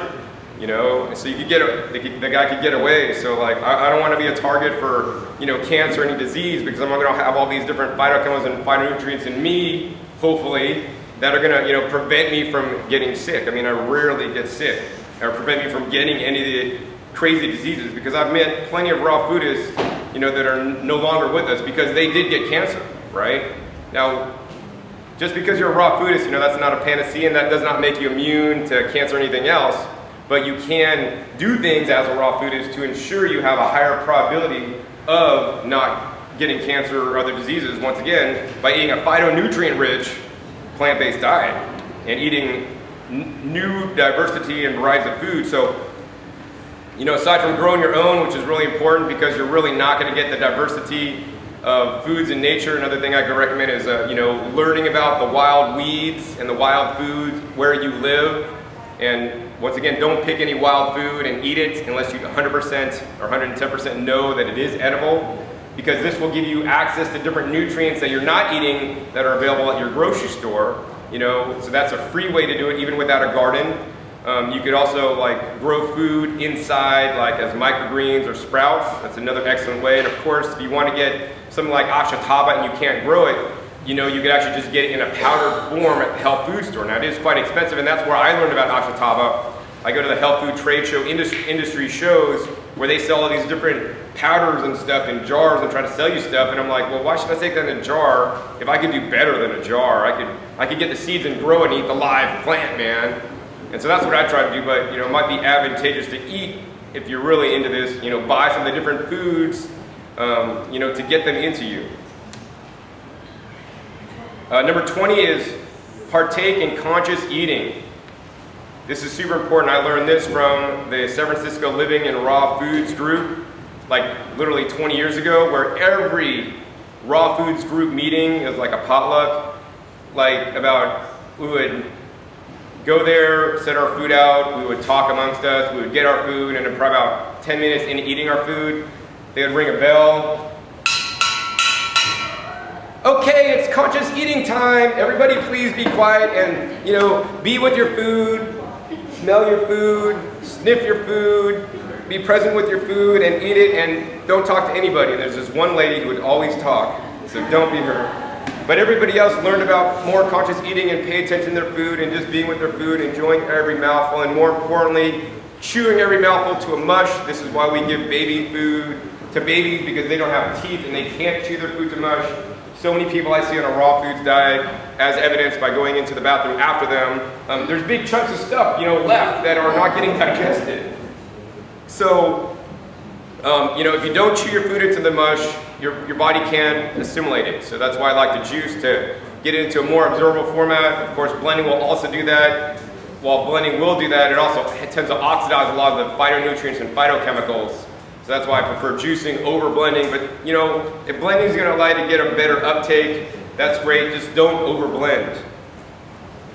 But yeah, try to have no or minimal distractions. Chew your food too much before swallowing. I mean, sometimes my big salads at night for dinner may take me like an hour, hour and a half to eat. And I know many people may not have that kind of time, so then I might recommend like a blended salad, you know. But that's been something very important to me, to get them. I mean, because if we're putting this good food in and you're not getting maximum utilization and absorption out of the food, you know, what good is it anyway? All right, now we're down to the extra tip. So this is the extra credit, because I came up with more than 20 things. Live with gratitude, right? This is very important. You know, I mean, there's this whole like cafe gratitude in the San Francisco Bay Area kind of made me more aware of this. And it's just the whole concept of just being grateful for what you have. You know, so many people, like especially the younger generation I see, like they expect things to happen to them, you know, instead of just being grateful for what they have. And I mean, this is not really going to make the world a better place by always, you know, expecting things and, you know, I don't know, trying to have an easy life and have things come to you, but instead be grateful for what you have. So one of the games I like to play with myself when maybe I'm not having the best day or something's not going right, I'm like, okay, John, right now, and sometimes I talk to myself, so just see me talking, there's nobody there, I'm just talking to myself, so don't worry about it. We all do this, but most of the people don't do it out loud. You can start talking back to me, but I don't know if I'll answer you. But I thought, okay, John, right now, what are 5 things you're grateful for? Well, then I just try to, as fast as I could come up with them, like 5 things I'm grateful for. So what am I grateful for right now if I had to think about it? Well, I'm glad for waking up this morning, because some people did not. I'm glad for having some fresh coconuts. I'm glad for the sugarcane juice. I'm glad I got invited to a farm that I'm going to get to go out later and check out some cool permaculture farm, and I'm glad I'm able to share this talk with everybody. So I mean, just come up with 5 things, and if you do this on a daily basis, you know, you're going to train your brain, because much like, you know, we need to like learn and train on how to like write, you know, the English language or whatever language you do, you know, the more you think about what you're grateful for, the more you're going to actually live it and embody that. And I mean, that's all I'll pretty much get into that. The next extra tip is it's not about 100% raw or 100% cooked. And you create your own rules and can make your own rules to win instead of lose. The main message that I want to give to everybody is eat more fruits and vegetables. Because I know some people are like, oh, I'm going to go on a raw foods diet. I know many of you guys have probably tried to do that. I'm going to be 100% raw because, I don't know, some magical thing is supposed to happen to you. Well, it doesn't, I'll tell you that. But, and then you just like, we're all human, we'll all slip up at some point, we'll eat something, and then you eat a cookie or something, and instead of just having 1 cookie, oh, I messed up, man, now I'm going to have 10 cookies because I already messed up everything. Screw it, or whatever it is, I don't know. And so, but that's when you're setting up your game. Your game is 100% raw or I fail, right? Why not set up a game like, my game to be successful is if I eat 1 extra fruit a day. You know, this is like for baby steps if you're beginning. If I eat 1 extra fruit a day, I'm a success. So we want to celebrate successes instead of failures and set up the game so that you will succeed. Today I'm going to eat 2 extra fruits, right? Everybody could do that. I'm going to eat 1 extra leaf of lettuce. Come on. That's a little bit really easy, but you guys get my point, right? Set up the game so that I'm going to eat, you know, all raw during the day and then have like some, you know, steamed lentils or, you know, rice at night. You know, just set your game up so that you can win. I'm gonna exclude processed foods, or I'm gonna exclude 80% of processed foods, and I'm only gonna allow myself 1 processed food that's vegan at the end of the week if I've done all this. I mean, just set it up so easy so that you're gonna win, and then just keep making it just a little bit harder, right? Super important, because I've seen so many people try to go 100% raw, they don't make it, and then they say the raw food diet doesn't work or something because they didn't have the willpower. And most people don't have willpower. Just, once again, by the inch it's a cinch, by the yard it's hard. You set up your own rules for your life, whether that's in food or in gardening or in whatever you're doing. This is important. Number 3 for extra tips is question everything. Even if I'm saying something, don't believe me just because I'm saying it, because there are many people out there telling you stuff that may or may not be true. But check it out, you know, do some research about some of the things I say. I think most of the things that I say are pretty spot on personally, but you know, I don't get everything right either. You know, and as I learn new things, I will tell people, hey, I was wrong. Like I learned that, you know, I used to say you can't get high from raw cannabis. I learned that was incorrect. So now I'm correcting myself. But learn, because I was taught from all the doctors and medical doctors that do raw cannabis, you can't get high, so that's what I thought, but until I found different. But anyways, learn to do your own research on what people tell you, and you know, once again, when you eat a raw food diet or whatever, experiment on yourself. So this is trying it, seeing what works, and I want everybody to try to think outside the box. And when we're all taught to, you know, think inside the box and think of things from this perspective, what if you stepped outside the box and looked at things just a little bit differently, you know? What would be a better solution? And this is how like technological advances and how, you know, advances happen. Like if I didn't think about how I could juice cannabis to get a higher uptake of some of the phytonutrients and phytochemicals in there, I wouldn't have discovered how to successfully get high off raw cannabis. Not that I want to do that, but now I know how not to do that, you know? But I'm sure a lot of people will be really curious on how to do that, because people that smoke, I would much rather have them use their juicer and blender to eat more fruits and vegetables to get high on cannabis for 10 hours instead of smoke it, you know, many times a day and mess up their lungs, and they get other beneficial properties in the juiced cannabis that they wouldn't get when they inhale it and smoke it. And that's gonna, and also I was juicing just leaves of the cannabis plant. Most of the time they have to grow the plant out to get the little buds so that they could smoke them. Now what if you could just grow it to the leaf stage, get the leaves, and you could get blown out of your mind if that's what you want to do. So that was kind of like thinking out of the box. Number 4, live a peace-filled life. Very important. You know, this is opposite of a stress-filled life. And I want you guys to focus on what you want instead of what you don't want, right? Instead of, I want to lose weight, right? Or I don't want to be fat, how about I want to be skinny, right? Focus on what you want. They mean the same thing, but the way you say it, you know, means a lot. And, you know, I try to have, instead of a stressful life, I try to have a peaceful life without stress. And just do what I want to do and have my own time to do what I want and not have like too many time constraints so that I have to be here at this time. And that's just what I like, because once again, stress in your life can cause disease and many challenges in your body and wreck your system. I mean, we are fight or flight creatures, and many people in our society today are always in the fight mode or flight mode or whatever, because it's like, you know, we're being chased by a tiger, then that's a good time to be stressed out, because you got to get that adrenaline, you got to get running. But when everybody's stressed out because their boss is pissed off at them, your wife's mad at you or whatever, like my dad, he's always stressed out because my mom's yelling at him, which really sucks for him, but he chooses that life. You know, that stresses him out. You can get more cortisol, which means more belly fat, and it means a whole bunch of other stuff, and you're not going to be as healthy as you could if you weren't stressed out. So one of my challenges right now is trying to get my girlfriend to live a little bit more peaceful, stress-free life, or peaceful life. Number 5, extra tip, this is super critical, super important. Get an annual blood test to know where you're at, right? I mean, hopefully guys, if you own a car, you take it in to get regular oil changes and the mechanic will check it out to make sure it's running all right so you don't have any major blowouts on the freeway. But I think, especially everybody that's raw, vegan, or even just vegan, that's doing this, which is so different than what society does, get an annual blood test to check in. Oh, I'm eating fruits and vegetables, I'll be fine. Well, that may be true, but you don't know unless you can verify it through, you know, one of the ways is through a blood test, and the blood test is obviously not going to show you everything, but it's going to at least give you some kind of insight on where you're at and if you are eating a healthy diet, and if not, you can make adjustments and corrections to get to be as healthy as you can be if that is your goal.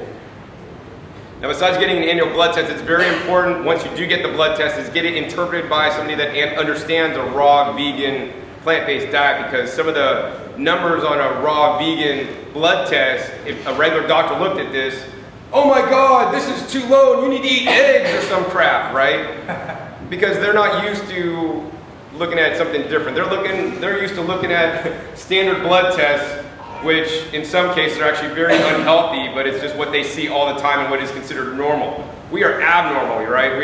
I'd like to think that we're really healthy and everybody else is normal, is unhealthy. So I would recommend my doctor, my friend, Dr. Rick Dina, rawfoodeducation.com. I will soon have a video on my OK Raw channel where I go into detail about blood tests with Dr. Dina. He can definitely get you on the right path, make adjustments to your path if needed, or he might just say, no man, you're doing great, keep it up. Number 6, one of my tips I like to do personally is I like to use spices and seasonings. I know some of the people here may be against spices and seasonings and all this stuff, but you know, once again, I don't make like meals out of spices and seasonings. I like to use it in small amounts to get flavor, to make my food taste good, so I like it more, and also derive health benefits, you know. So one of the things I like to use is curry. Curry has turmeric. Turmeric is very, you know, anti-inflammatory, amongst other things. It's also very high antioxidant. I also like to use some fermented foods as like a spice or seasoning, as I do like the seaweed. Did everybody get to try that seaweed and stuff that went around? What did everybody think? Yeah, it's great. So, you know, I wouldn't make meals of that stuff, but I like to have a little bit, you know, cut up in my salad at night. Just makes it taste that much better. Plus, I'm getting additional phytonutrients and phytochemicals that I'm not getting from my normal foods. So in my opinion, you know, the food you're eating should taste good for this to be sustainable. Extra tip number 7, celebrate your mistakes and learn from them. And I talked about this a little bit earlier, but that's super important. You know, we're not all perfect. I'm not perfect. I've messed up plenty of times. And I think the people that are more successful actually mess up more times. So, you know, actually, you know, celebrate your mistakes and learn from them. The problem I have is when people continue to do the same mistake and don't learn from them. That's a problem. Number 8, this is something I've learned, you know, actually early on, is have a purpose. You know, when I was in the hospital, have a purpose in life. One of the things I learned early on was when I was in the hospital, you know, and I didn't know if I was going to make it out alive. I could only pray that I was going to make it out, because it wasn't up to the doctors. The doctors had no treatment that they could give me to assure me that I was going to get out of there. But I prayed that, like, if I get out of here, you know, I'm gonna do something with my life to help benefit other people, to live in service, because when I thought about it more, like, even if I worked my life away for money, like, what good would that do others or even me?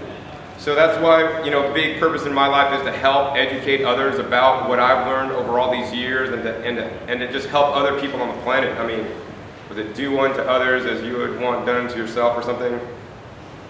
So, I mean, whatever your purpose is, I don't know whether that's to help others or whether anything else, you know, it's like, have a purpose-driven life. Super important, because that kind of keeps you motivated and keeps you going and focusing in a direction so that you can be happier about your life when you're fulfilling your mission and purpose, rather than not having one and being, you know, like an airplane that takes off to go to Hawaii that ends up in Fiji or something, because they don't know their destination. Number 9, this is very important. Learn to create your own recipes in the kitchen based on what you have and what you want to eat.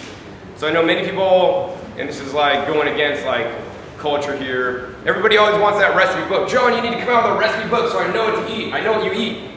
Well, what I eat is because it's what I have in my garden, what I feel like eating, and I don't know if it's going to be healthy for somebody else. I want to try to teach concepts so that people can grow their own food and have things in their garden and be able to pull from those ingredients and come up with something that's going to feed and nourish their body, because what I need may be different than what other people need. And, you know, for people that are long-term successful in this, you know, people that have been doing this for a long time, they don't use recipe books, right? They just whip up some stuff in the kitchen, right? And it feeds and nourishes them, and also it's fun when they make it. Like, no recipe that I make, even though I have standard recipes that I like to do that I enjoy, is always the same, because I always add a different, you know, an extra pinch of this, an extra pinch of that. The lettuce quality that I have today is different than the lettuce quality yesterday, and if I'm getting lettuce from the store, it's different than the lettuce out of my garden, and all this kind of stuff. So I really, really, really want people to start coming up with your own recipes, and even if this means like taking a recipe that, you know, you look up online or you're having a book and you're like, well, I don't like that ingredient, I'm going to take it out, I'm going to put this in instead, and you're going to make a few things that doesn't taste good, and you're going to learn that, hey, when I did that it messed up, so I'm not going to do that anymore, and so now you're going to do it different and better the next time. I really want to encourage people to start making their own recipes, you know, based on what they have available. You know, if you're on a budget, like one of the things I still do actually is, every week in my area there's several organic stores, and they put on sale like a handful of organic items. And those are the items that are in abundance, you know, that maybe I not have growing in my garden. And I'll buy a lot of the things that are on sale, and that week my meals are based around what's on sale that's organic. So I get the lowest price. Also, I'm eating what's most in abundance and what's in season, because the things that are in sale usually are in season too, because they got a whole bunch of them, they got to get rid of them. And I'm eating my diet around that, and then every week the sale changes, so I'm eating, like, you know, different things based on what they have, and I just make up recipes out of that. One of my favorite types of recipes to make that I want to encourage everybody to make, which is actually not on this list, is actually raw food soups. They're far more nutritious than a salad, and I'm not really going to get into it more than that, but I do have a video on okraw, like an hour-long presentation on how to make a raw food soup. That's excellent, so I would encourage everybody to watch that. Number 10, this is really controversial. I want everybody to unlabel yourself. You know, do you call yourself a raw foodist, a vegan? I mean, basically what I don't like, for me personally, is I don't like putting people in boxes. Like, oh, I'm a vegan, I can't eat honey, or I'm a raw foodist, I can't eat anything over 118 degrees, or, you know, whatever it is. You know, instead of trying to like label yourself and put yourself in a box, because boxes, I don't care what kind of box, even a cardboard box, it's limiting, right? It restricts you, it restricts from what you're gonna do, right?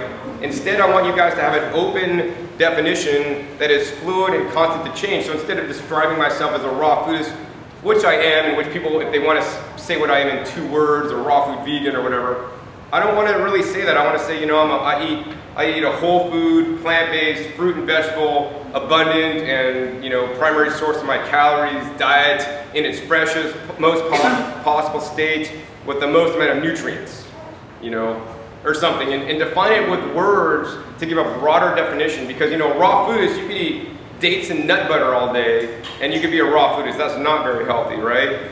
Or there's so many things you could eat, you know, high-fat raw food pies all day, and you're a raw foodist, but that doesn't mean you're healthy. You know, I eat, you know, but when you describe yourself in a different way with more words, it really gets down to the essence of more what you are than just trying to sum yourself up in one word as a vegan, or, you know, one word as a 2 words as a raw foodist or whatever, right? And this is something that I've really only come upon in the last maybe like 5 years. Like, I just don't want to be put in a box, because it offers me more flexibility, because you can go down with your ship if you're, you know, being like, I don't know, too in the box mode. You know, I've seen plenty of, you know, vegans that are junk food vegans, even raw food vegans that, you know, may not be optimally healthy because they're trying to stay inside their confinement of the box. And yes, you know, I totally agree with compassion to animals. I totally agree with a lot of the philosophies of vegan, but I don't want to be stuck in a box, you know, and like, oh, you got some leather shoes, John, you're not vegan. Like, you know, I don't care. I'm living with compassion more than most people out there. I don't eat animals, you know, I don't want to harm any animals, but I don't want a label on me, because, you know, I'm not entirely all vegan. I might do some things with some bugs in my garden, you know, or I might eat an occasional aphid because they're in my garden and I miss when I wash them off. But even if you're vegan, you've probably eaten some bugs out of the garden or on some lettuce, so you're probably not vegan anyways. All right, so last extra tip is a few things. One of them I already talked about, the principle of Kanai, constant and never-ending improvement. To always improve what you're doing. One of my other favorite sayings is, by the inch, it's a cinch, by the yard, it's hard. And, you know, we were on the ropes course the other day, and once again, you know, if you try to just go to the end of the ropes course and stuff, you're gonna fail. But if you work with your team and take one step at a time, you know, one tightrope walk at a time, you're gonna get to the end and you're gonna finish successfully. So instead of trying to, like, once again, go like 100% raw overnight, you know, just increase the raw percentage just a little bit, you know, whatever you're trying to do, and you'll be successful. And another principle I really like to use, which helps many people, is the principle of good, better, best. This is something that's really helped my brother. My brother still eats a conventional standard American diet, although I have made an impact with his life, because, you know, I'm like, okay, Jim, you can do good, better, best. And it's basically just 3 options, okay? Like, normally he might go out and eat at like McDonald's or Taco Bell or Burger King, right? But like, okay, so I'm like, Jim, you could do better than that. Why don't you just eat at Chipotle? So Chipotle, at least they use like whole fresh ingredients, and they make things prepared fresh instead of shit out of boxes and way processed foods.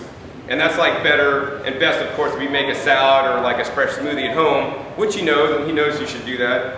But he's really lazy, like most Americans are, and he doesn't want to prepare his food at home. So at least I got him eating at Chipotle, and I'm glad that at least he's moving in the right direction, you know, rather than still continuing to eat like the really crappy food. Not that I would still recommend what he does to anybody out there, but at least he's moving along in the right direction. I think we all need to continually be moving on in a continual movement, you know, towards, you know, a better way of eating and a better way of health. And that's simply, even after 20 years, is what I continue to strive to do each and every day. And as I go on, it gets a little bit more challenging for me to, you know, find a better path to continue my health journey that I've been on for these last 20 years. I guess the last thing that I had written down in my notes was, I really want people to be consistent, right? It's not what you do 20% of the time, it's what you do 80% of the time, you know? And if you could just eat fruits and vegetables 80% of the time, and hopefully maybe even whole cooked foods, the other 20%, you're gonna be way healthier than the next person. And definitely by incorporating all the different tips that I've given you today, like over 30 tips, you will be more successful because of it. And that's pretty much my talk for today, and I'll take any questions if you guys have any.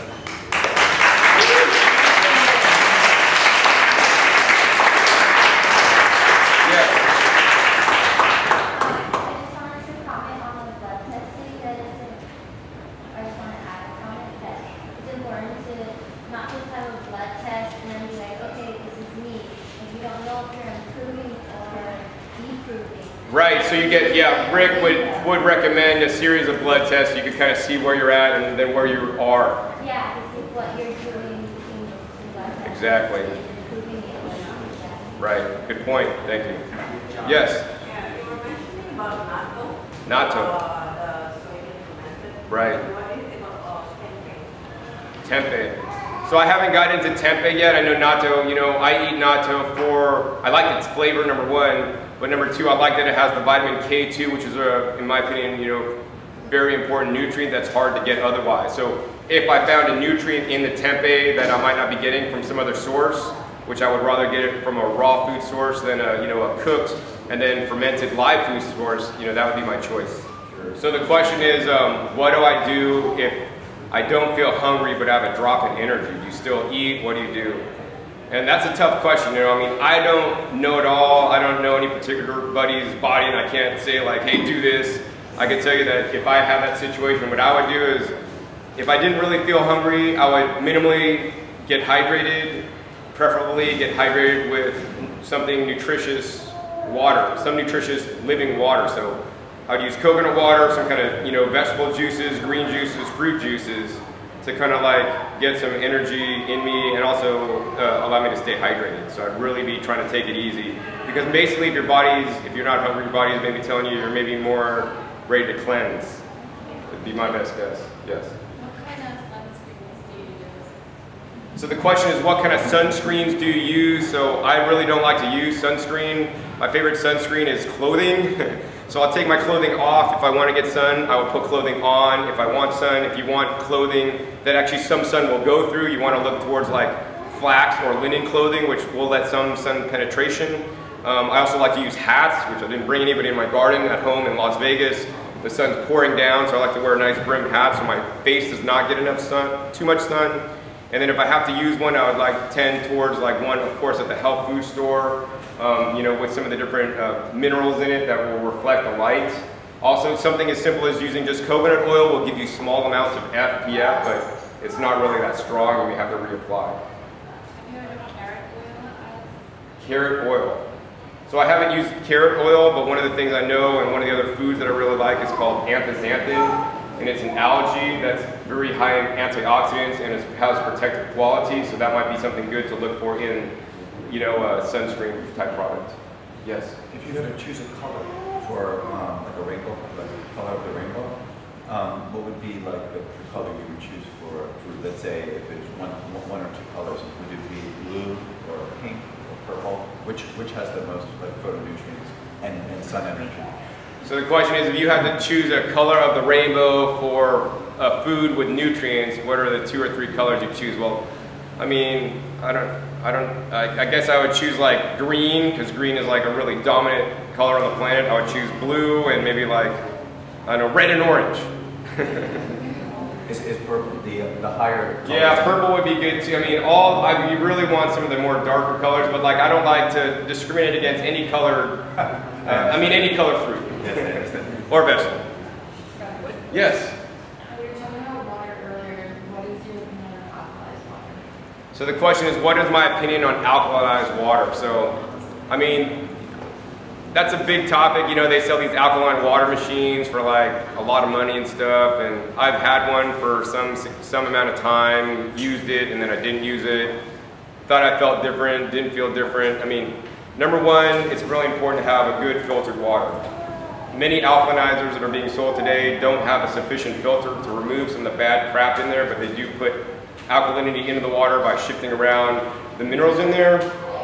For me personally, I would much rather drink like a green juice or something that actually has a living structured water with nutrients and phytochemicals as well as alkaline instead of the alkalized water.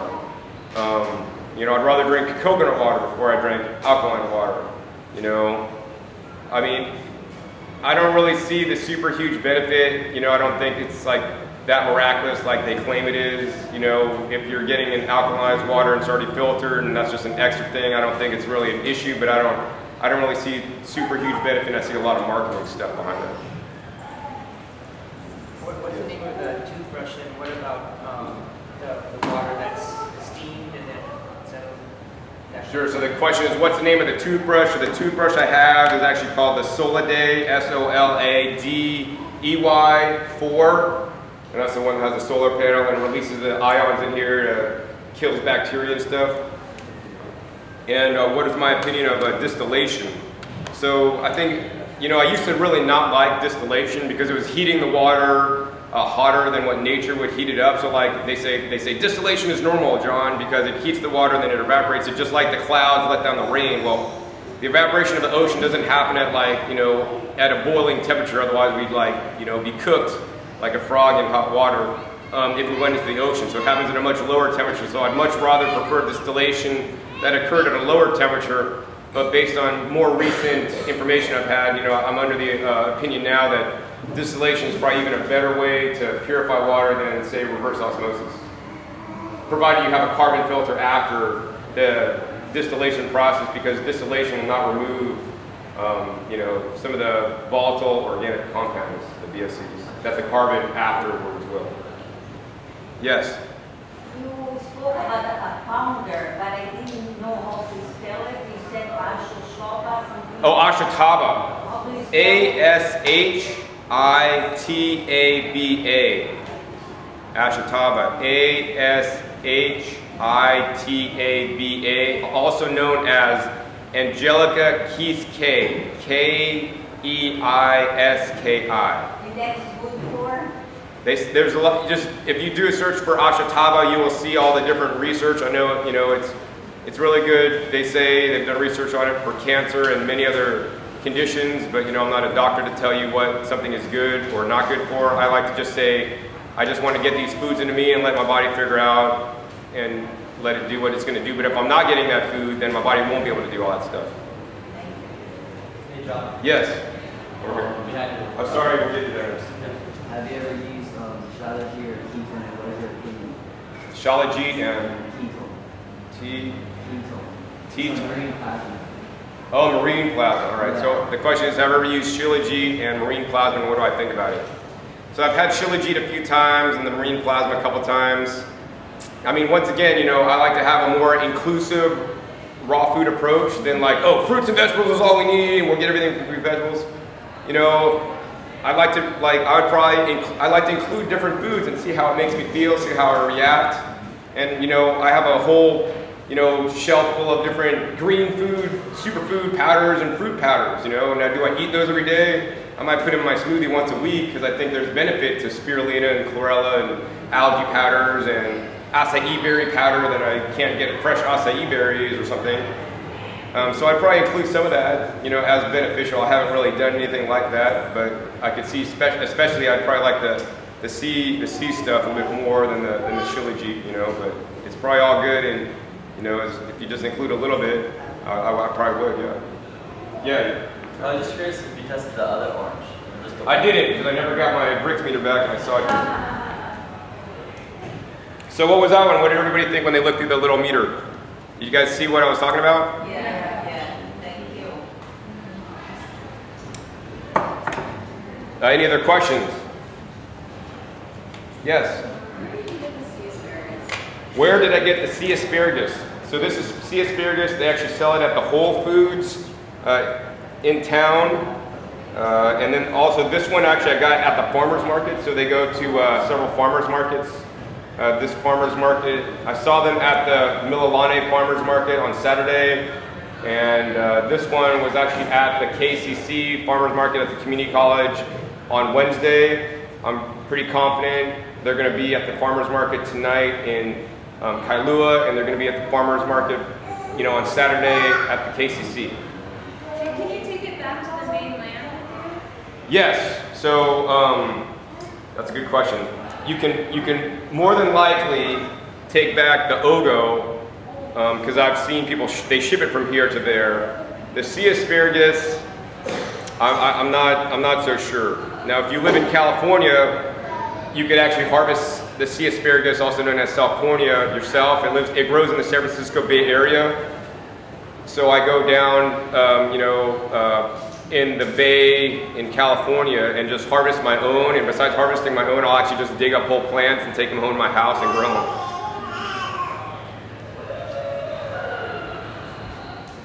right, so this one's a clear, defined line, and this is 15. So this is a little bit better than the last one. So California wins over Florida. Yes. Can you say the name again of the tray that you had with the seed? Okay, so the question is, can you say the names of the sea vegetables again? So one is called Ogo, O-G-O, and that's a seaweed. And one was a crunchy kind, one was like the chewy kind or soft kind. And then the other one was called sea asparagus, also known as Salcornia, S-A-L-C-O-R-N-I-A, also called sea bean. If you Google any of those words, you can find out more about it, where it grows. It grows as a weed, like along coastlines in many places. There was a third one, right? There's three. There's Ogo, and there's two kinds of Ogo. There's a crunchy one and the soft one, and then there's the sea asparagus. So there's three things, but there's only two. Yes? Do you have a favorite book to identify foods you can forage for that are safe to eat in nature? Do I have a favorite book to identify fruits that are to forage for that Or are... greens, any, like if you're foraging or things that are safe to eat in nature that you might not be familiar with? Sure, so, I mean, I don't really have a favorite book. I haven't really delved into foraging like in a major way myself. I do like a book by Katrina Blair, which actually, if you've never foraged before, it's the one book that everybody should own because it goes over like the top, I don't know, 11 or 13 weeds that grows everywhere that man has disturbed soil. So this will ensure that you'll be able to, you know, find food wherever you are, basically, except out in like the wild. And also, I made a video with her on growing your greens. And if you go to the end of that video, I have a space where you can order the book from her, and she will also send you those seeds of the plants in her book so that you can grow them cultivated in your garden under, you know, really rich, nutritious, dense soil, like with the minerals and everything. So that way you could learn firsthand what they look like, to identify them and become intimate with them in all the different stages, plus have, you know, the easiest garden ever by literally growing your own weeds.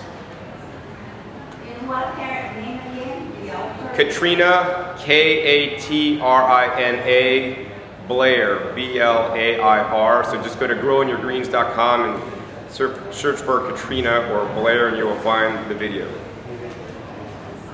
Yes? What was the most difficult part about eating more healthy in your lifestyle? What was the most difficult part about eating more healthy in my lifestyle?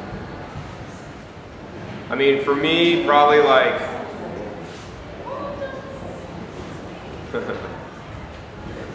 doing it affordably, but I figured that one out. Because it can get very expensive to eat fruits and vegetables, especially high quality ones. So you gotta have ways to make it more affordable so that you can do it. I mean, I know some people, and once again, like, even with the money you spend, you're voting for your health every time, you know? Like, I haven't had health insurance for like over 20 years now. You know, I put all the money into being proactive instead of reactive with my health and eating healthy foods and of course being careful and, you know, not breaking bones or doing stupid things that are gonna get me hurt. All right, I pretty much have to get out of here. But I'll be around if you have any other questions for me that you think of later, just catch me and ask me. Thank you. All right, congratulations, you guys made it all the way through the 2-hour-long video. If you guys like this format, really enjoyed this video, hey, please give me a thumbs up, let me know. You know, it's not too difficult for me to film and tape different talks I give. Sometimes I have to go through a few things like get extension cords and set the camera up a little bit differently and have the room shifted a little bit than I would have normally gave. But I really enjoyed giving that talk at the 2015 Woodstock Fruit Festival in Hawaii, and I want to encourage you guys, you know, if you want a good time, a good party, and more importantly, have that connection that you're not feeling over YouTube, you know what I mean? I know many of you guys like, man, John's my best bud, man, I've watched all his videos, I know all about him, but I know nothing about you guys because I don't know nothing about you guys just watch all my videos, right? But a place like Woodstock Fruit Festival is amazing, and I hear that this upcoming one in New York coming up, I think August, this year is probably going to be the last Woodstock Fruit Festival ever. So if you want to experience the Woodstock Fruit Festival, definitely want to check it out. Be sure to check the link at the end of this video and check out Woodstock. I would encourage you guys to go and meet me, ask me more questions or whatever. But yeah, also, if you would, post down below any comments any questions you may have, or anything that you've learned over the short time or long time that you've been doing raw foods that I could learn from, because I'm always out to learn and grow, and I kind of think of myself like a sponge in the ocean here, right? I'm a sponge and I get to soak up so much information and then let some of it go as it doesn't serve me anymore. And that's what I really want you guys to do, right? I want you guys to use information that can serve you, let the other stuff go, and maybe you'll pick up new information or let old stuff go or bring old stuff back in, you know, that you may have forgotten. You know, my goal in making these videos, making all my different over 1,800 YouTube videos now, is to just make the world a better place. And I want to also encourage you guys to pay it forward, you know, and all of you guys watching have the power to make a difference in the world. You know, I'm on a beach here. If there was starfishes on the beach and they were all turned upside down, right, that means the starfish is not going to make it, right? You got to flip the starfish over so that it can continue to live. And if there's 100 of them on the beach, I don't know if I could turn over all 100, but at least I'd make difference to the one.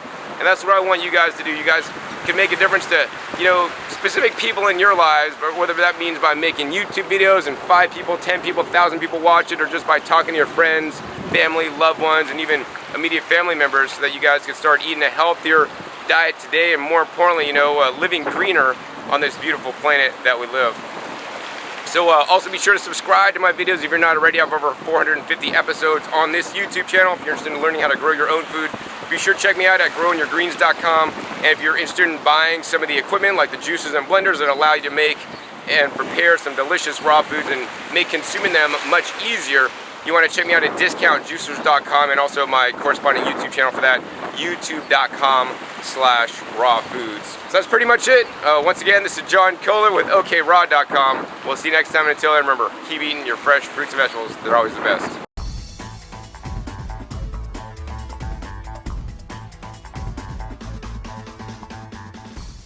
John Kohler with okraw.com to do another exciting episode for you. And basically what I want to show you guys real quick before I get into anything else is actually the highlights reel of the 2014 Woodstock Fruit Festival that took place in New York. It was totally a blast. So anyways, let's get into that clip.